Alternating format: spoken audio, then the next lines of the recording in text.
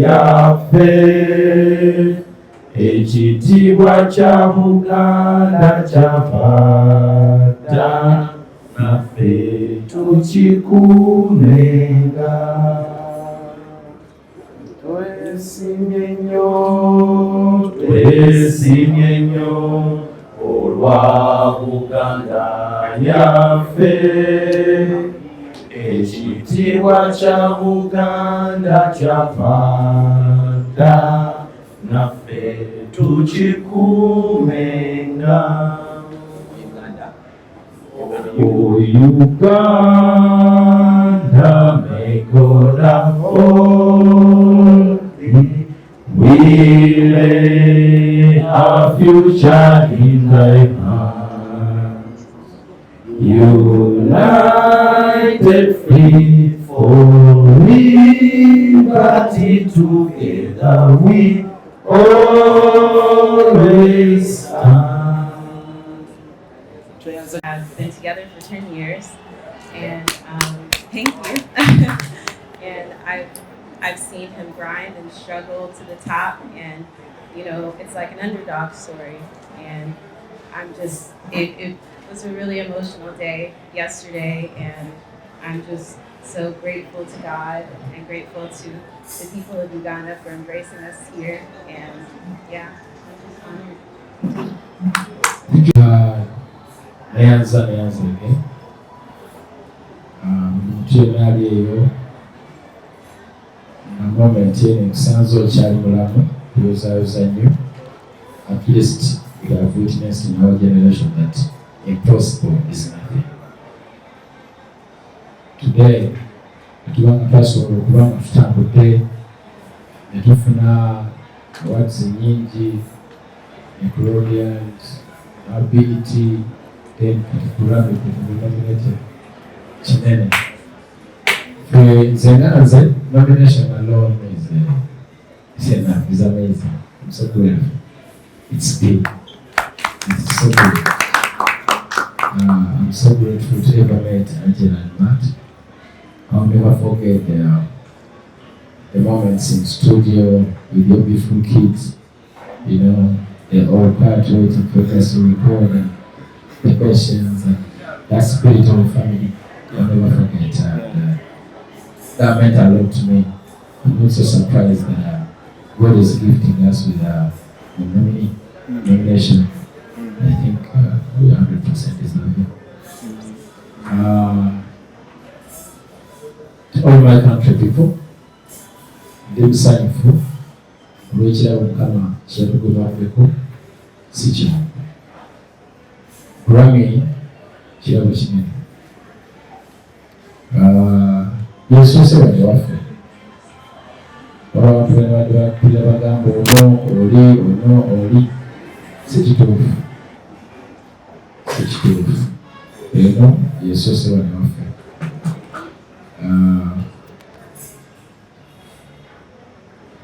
Kyabugagga, I'm speechless, brother. Simanyi kyakwogera kubanga this is too much for me. Era sijja kwogera nnyo but neebaza Mukama Katonda atusobozesezza okutuuka ku ky'omuwendo kino. Mwebaza nnyo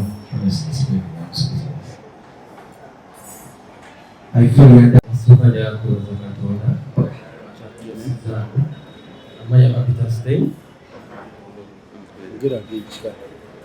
Peter Stein amanya aga Uganda Peter Isaac aga Uganda ekika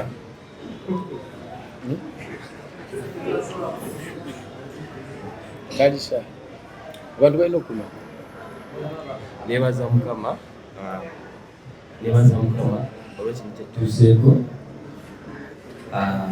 Nali mu studio Eddy n'ankubira essimu, yali mu America kubasaalira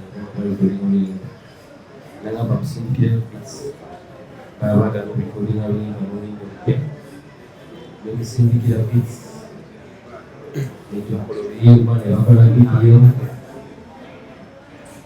tuuse wamutuli nagakwebaza Mukama.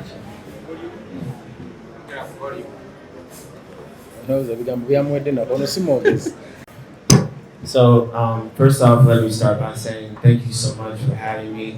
I'm so happy just to be here. If my voice sounds a little hoarse, it's because I was out with Eddy all night. And he took me to all the clubs and all that, and that was really cool. I've never been to Uganda before. I've actually never even been to Africa, so I want to really take the time to go far back and just tell a really, really important story that means a lot to me, and I think that once I get to the end of it, you'll see why.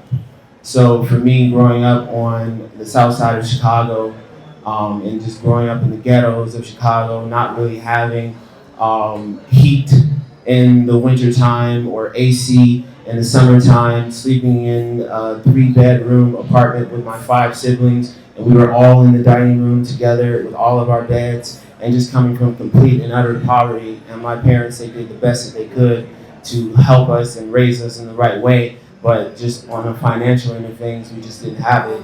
So, like for me to have pride in where I came from, it just didn't exist.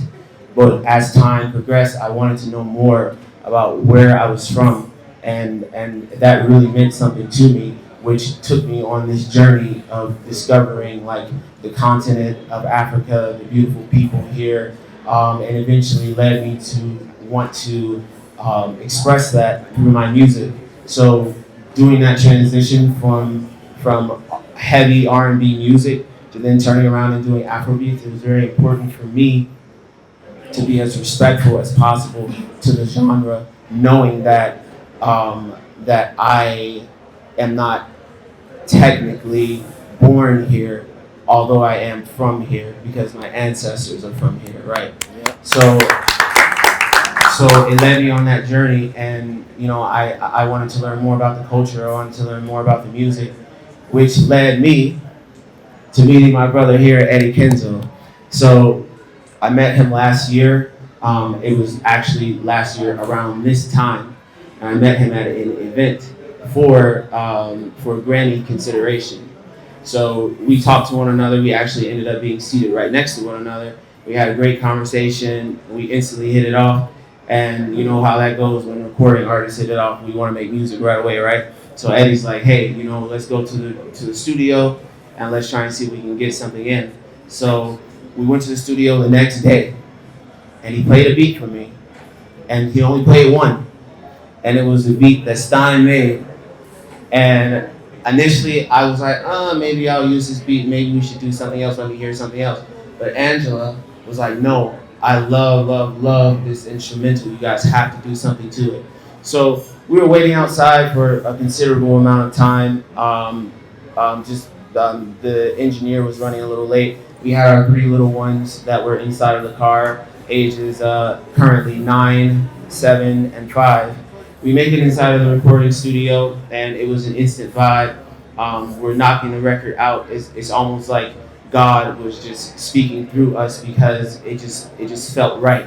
And I think that it is reflected in the way that the record sounds, because it sounds so fun, it sounds so upbeat, it sounds so genuine, and it goes back to what Eddy was saying, which is that, you know, when you're around genuine people and when you can feel that energy, it's bound to come out inside of the record. And to see our little ones sitting in the studio and just really enjoying the music that was being created around them, it was a very, very, very powerful thing.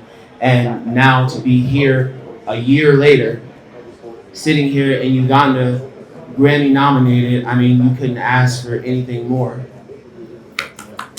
Mwami namusanga Los Angeles. Agenda Los Angeles. Nali nyina shows in America, nekola Boston, nekola Dallas, nga ezaffe bannayuganda ne Mexico. So nalina show kati show enyamba nga ye Grammy week. So naye nalinga negomba nnyo Grammy. Nenfuna omuntu wange nemusaba atwaleko kapati aka Grammy constellation party. Bano tebali part of it, but bali bazze okubeera okubeera. So never sang and they were introducing me to so many musicians. I got in touch with a lot of artists, by the way, and I recorded songs with them.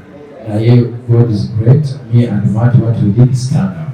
So Matt, we became friends, and then we decided to hit the studio and record something. Okay, then my ancestry. Uganda, because God has blessed you. with the Uganda. Uganda. I thought you were asking my. Mukasa. Mukasa. We have named Mukasa. The name, Luganda name we have given you is Mukasa. What does that mean? Mukasa. Mukasa. Bless you. You understand? They had won over 20 awards stateside in the US, but this one in particular, to be nominated for this one is like absolutely amazing, and to do it with a superstar like Eddy Kenzo, and to see the amount of love and support that he gets here and worldwide, is just, I'm honored. Did you see this coming? No. I don't know. But no, you must say you at a tender age. Yeah, God is good, and I think I just need to concentrate on. I'm gonna do my best to at least build a talent school so that I can teach the next generation. Yeah. Honestly speaking, my next show outside Uganda is in Dubai, One Africa Fest. Yeah. So after that, yeah. But Matt, they wanted to know how many hours you have worked, and you can tell them how many nominations you received on Give Me Love, because some people may think it is only Grammy. Tell them how many nominations and how many you have worked. Okay, so I'm gonna have to think about this because I know there are quite a few that we have been nominated for and have won over the past couple of months. We've won over 20, spanning across all categories in reference to different award shows across the country of the United States, being Lit Talent Awards, the Muse Awards. What else? There also has been Indie Music Channel Awards, and they recently won an award for the HAPA Awards. I think that was maybe a week or so ago, or 2 weeks ago now. And we also have won a bunch of film festivals, the New York International Film Festival and the Honor Rose Film Festival in New York. It's won multiple for the music video as well, which is directed by Philly Flyboy, who is an American-based videographer. So we're just really blessed, really overwhelmed. God is really good. And I think that on top of that, we're also really grateful that we entered into Billboard in the US, and that was huge for Give Me Love. So a big accomplishment. We went number 39 initially, and it continued to climb the chart. So hopefully we will eventually be number 1. Kambadile mu Luganda, nyina baganda bange nabagamba akazungu nyina amasinga adisa. Olimba Give Me Love. When we put Billboard for the first time, okubera ku Billboard Afrobeat chart US, olumba lwetwogerako kinene nnyo ekiwumanya. Oluyimba lwetwogerako lwakawangula awards like how many? Like 5? Awards? Yeah. 20. Over 20 for Give Me Love. Over 20 awards for this very song. Even when they were coming, they brought me some awards for the same song. Because when they give out like 3, 4, so we all share. You understand? Mind you, even on the Grammy, the producer will get a Grammy, I'll get a Grammy, we'll get a Grammy. She's a executive producer, she will get a Grammy. Good morning, everybody. Good afternoon, sir. My name is Mosby. I'm from France, originally from Sierra Leone. I'm an artist myself, and I've been following Kenzo for quite a while now. He's a short, wonderful artist, and I really been speaking with my team. I said I have to be part of this festival. I want to see what this guy can do, you know. And me as a musician, I've performed at the O2 in Amsterdam, and I know what it means, you know. But an artist, you always admire other people that create, you understand? So I'm here today in Uganda just to see Eddy Kenzo, and I want to say congratulations on this great award of yours. And I have one song that I love of you. Sing it. Yeah. Look at the cover. Okay. Yeah, I have one song that I love of you, something like Dance, Dance. That's my favorite song of you. I don't know all of the words, but it's very, very catchy. And I'm really, really humble that I'm here. You said tomorrow I'm leaving, but actually I'll be leaving Sunday. Sunday, thank you. But I like me solo. Yeah, man. Another brother was Jezebel, producer, musician. Do you remember what he did on the festival? Congratulations, But say something for the artist. Say hi to the people. You don't remember they supported your performance? Yeah, hi guys. Yeah. Amazing to be here in Uganda. So I'm from the United States of America. Congratulations. Congratulations. And for me, Which part of America? I've been to America before. I'm from New Jersey, but I live in Los Angeles. I live in Minneapolis. And for Uganda, getting or even being nominated for a Grammy as a person from the United States, it's such a big deal. So congratulations from everybody, not just the artists, but also the country of Uganda. And I'm so excited that I got to perform with Eddy Kenzo the other day. I was really excited to be there. So thank you for having me here in the country.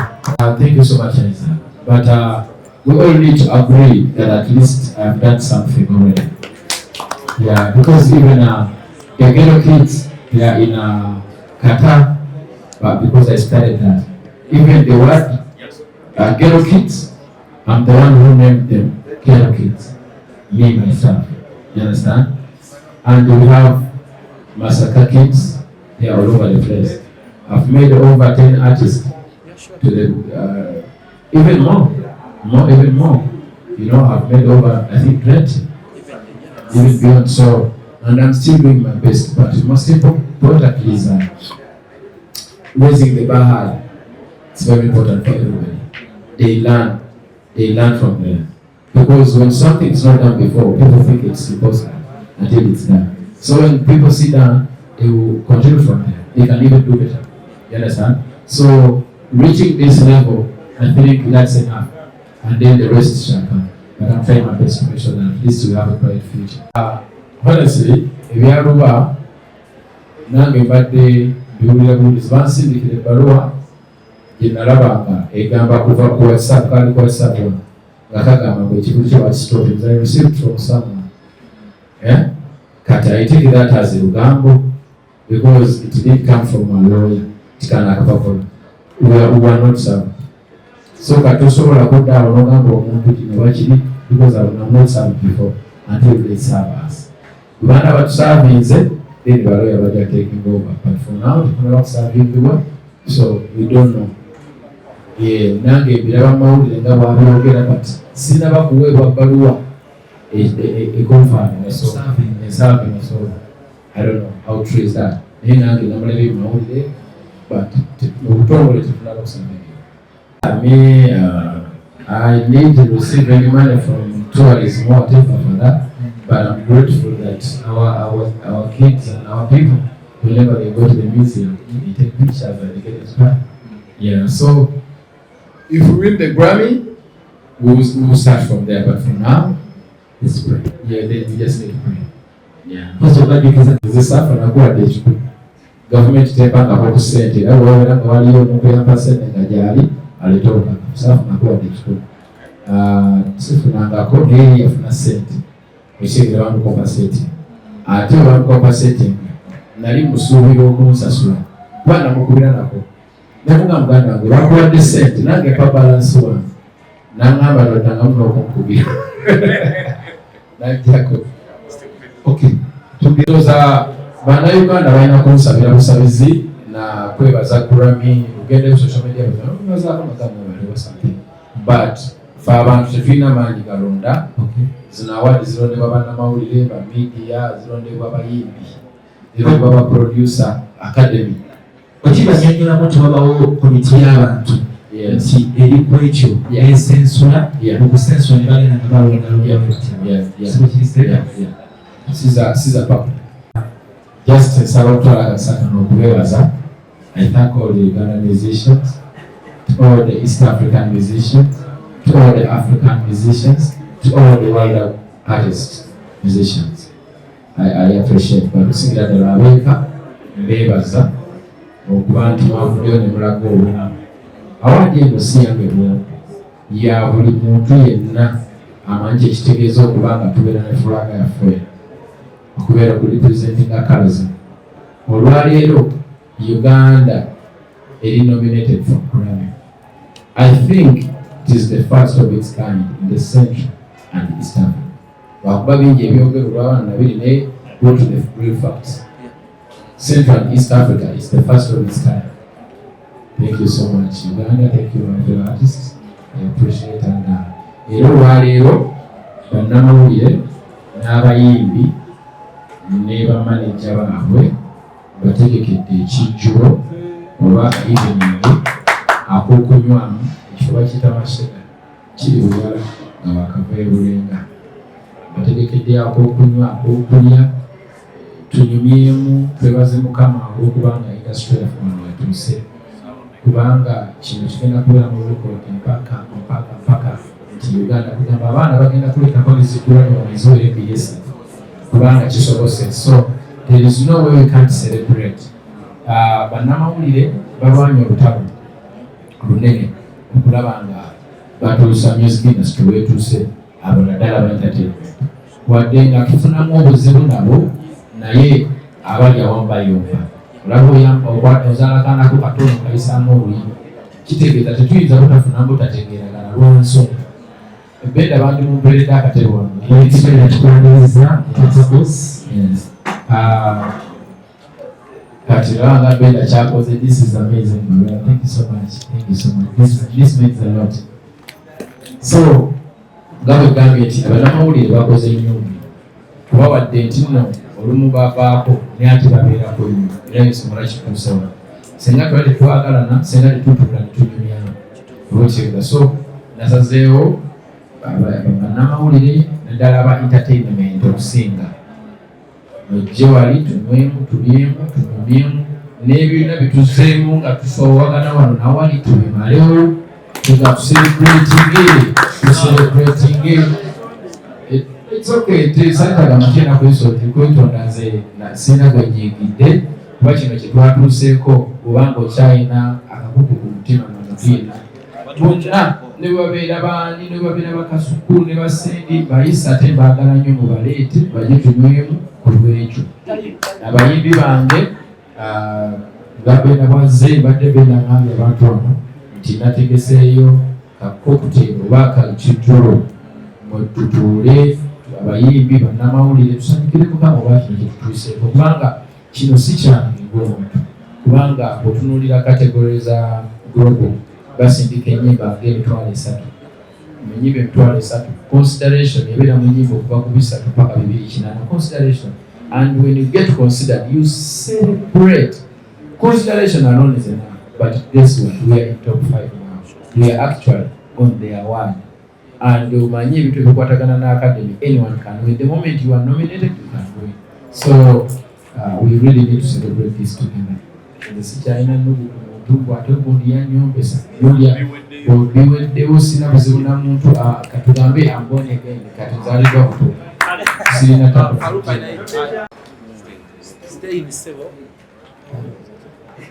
kyali kiti yansiga ekifaananyi bakola pefemeka simula kyenkana ki ebitu Kyekulesi n'abakitegeera naye nina challenge nene kuba this is my first nomination I grew up in music world. All is new and it's my first nomination and I keep going the praise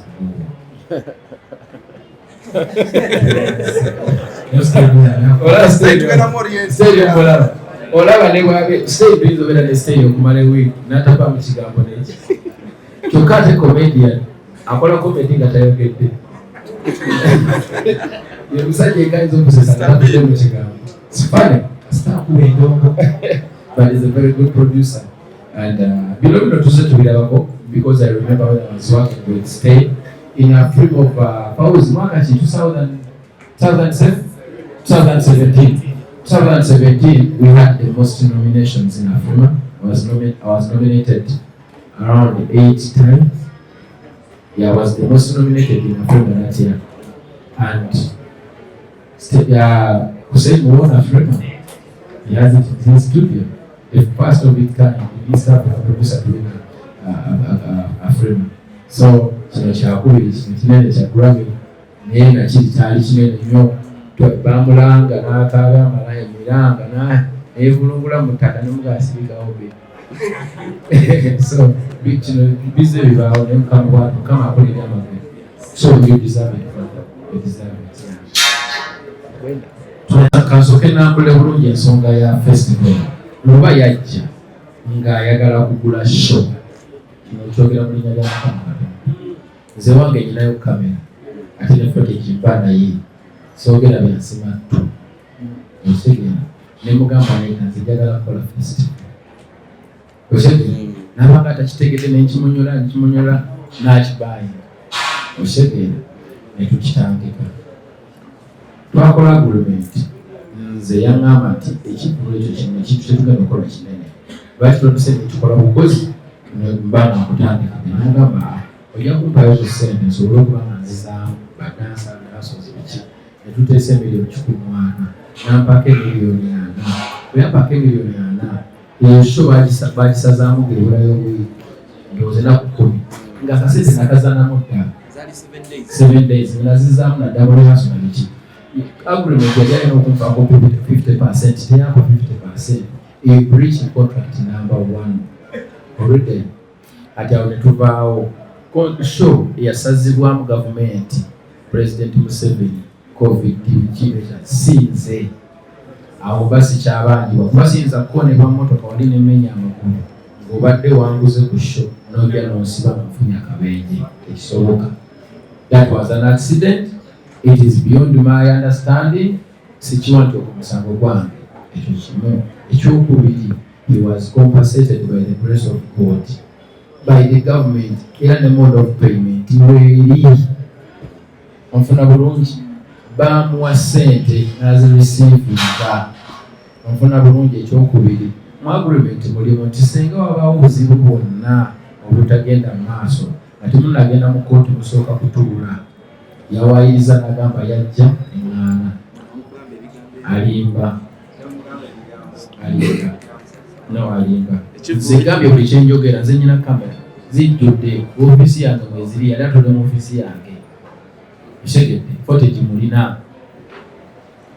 So is not a director ku Kivulu Festival. Ate atya yagula ekivulu contract weri egamba Eddy Kenzo Festival 2020 temulimu alete contract ogisombe bamu kooti yonna egamba nti I own the rights of Eddy Kenzo Festival. Contract hiyo yali ekoma mu May 24th I think May 24th 2020 contract hiyo yali ekoma na tukola bipya bannamawulire nina clips za Jonga ayogera yakyeyogeredde lunwe nti eno control eno kisho gye bakoze si ye yange yakyogedde mu kamera yange yali festival bakoze concert eno si ye yange yakyogedde wataliyo kyekyo yakyogedde kiri ku record yagambye eno si ye yange eyo statement yagikoze kati simanyi oba anagifeninga atya kyenyagadde otutangaze katonera kuba tuli mu nsonga eyo waliwoko obufuuzi muba ffenna abawo ntwali twagala festival ebeewo yensonga lwaki tetwabibwa nnyo attention. What really happened ku Friday okuba nti bagezaako yimirira concert nti festival nti lwa yasindika basabotaginge concert but you used powers n'amanyiwo capacity yo okola nti you overcome that and it didn't go anywhere. It wasn't exploded. Nze nsagala nnyo nsaba okwebaza bannamawulire luba yali ayagala kisabotaginga show ng'ayitira bannamawulire bannamawulire ne bagaana nga buli gwakigamba mugamba ndeka sigenda kulabikawo byeri bannayuganda ne basirika. Nze sina maanyi genda kozesa, nze nange nali nninze sheyimirizibwe nemala oyimirizibwa nkikkirize nfayiringe nga mbuuza lwaki wosege awo wenyini kati mwena ani agala okutta muno kuba oli agamba nti ogenda kumutta one nawe agamba bakukkiza nze sinaba kugambako nti agenda kunzita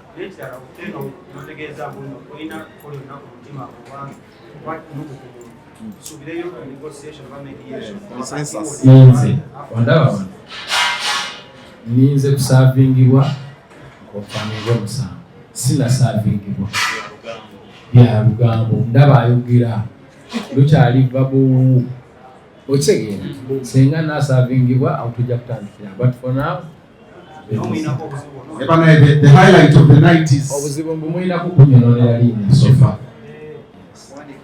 balaba mwenna abazze kubeera muganda wange Eddy Kenzo BET award winner kati Grammy award nominee esookedde ddala nange mbirabyeko mu social media ng'abantu bateekawo ekibeera asi yasoose ebyo biveeko ono yasoose era leta celebrate our own tutujjanjawaze bane bali abasajja bwe bafuna ebyabwe bajjanjawaza abaabwe okitegeera tebagala kulaba negative energy so celebrating ekyo tufunye okitegeera ate bwe tugiwangula that is even a bigger deal okitegeera pati oba tunagiteeka wasimayo musuze gwanaaye gaya nsuza nkwebaza olw'okwekiririzaamu ekisooka n'okwagaliza banno b'okola nabo kundimizebwa. Eddy Kenzo is that artist who wants to see the Ugandan music industry go to the next level. So nze kye nkubiriza bannange bonna abatandika emyaka 5 3 n'abalala n'oyinza okuba nga watandika ebyo bifo Eddy Kenzo, you still have a chance. Tulina okwekiririzaamu ate tulina okujjanjawaza ekyaffe naddala mu amaanyi ge mulina abanamawulire bwakutuusa obubaka bwaffe eri abantu baffe nti abayimbi baabwe bakola ki bebasinga what's his name? Match B. Big up on yourself, congratulations brother, and welcome to Uganda. This is the power of Africa. And tubagala ne Eddy Kenzo, let us celebrate. Peace. Thank you so much.